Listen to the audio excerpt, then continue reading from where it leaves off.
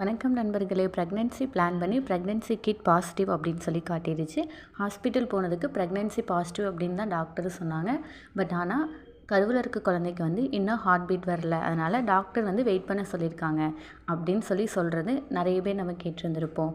அதாவது ஒரு குழந்தை உருவான உடனேயே ப்ரெக்னென்சி பாசிட்டிவ் காட்டின உடனேயே அந்த குழந்தை முழுசாக வளர்ச்சி அடைஞ்சிருமா அப்படின்னா கிடையாது. ஒரு கரு ஒரு விந்தனோ ஒரு அண்டனோ 2 செல்களும் இணைஞ்சதுக்கப்புறம் அதுலேருந்து தான் ஒரு கரு அப்படிங்கிறது உருவாகும். அந்த கரு உருவாக ஆரம்பிக்கிறது. அதாவது எப்போ உருவாக ஆரம்பிச்சதோ அதுலேருந்து 4வது வாரத்தில் தான் இதயம் என்னாகும் அப்படின்னா உருவாக ஆரம்பிக்கும்.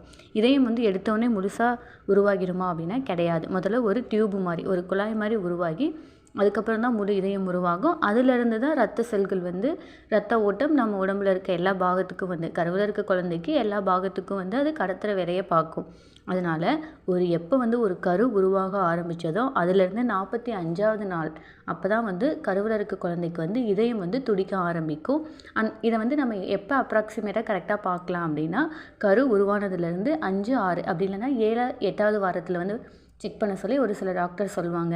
ஆனால் நிறைய பேர் பண்ணுற தப்பு என்ன அப்படின்னு சொல்லி பார்த்தோம் அப்படின்னா அவங்க லாஸ்ட்டாக எப்போ எல்எம்பின்னு சொல்லுவாங்க. லாஸ்ட்டாக எப்போ மென்சஸ் ஆனாங்களோ அந்த டேட்லேருந்து எப்போ ப்ரெக்னென்சி பாசிட்டிவ் அப்படின்னு சொல்லி அவங்க ப்ரெக்னென்சி பாசிட்டிவ் அப்படின்னு சொல்லிட்டு ஒரு 45, 46வது நாளில் பார்த்தாங்க அப்படின்னா அப்போ 45 நாள் ஆயிடுச்சு. அப்போ வீக்ஸ் வந்துருச்சு. ஆனால் என்ன பேபிக்கு ஹார்ட் பீட் வரல அப்படின்னு சொல்லி பயப்படுவாங்க.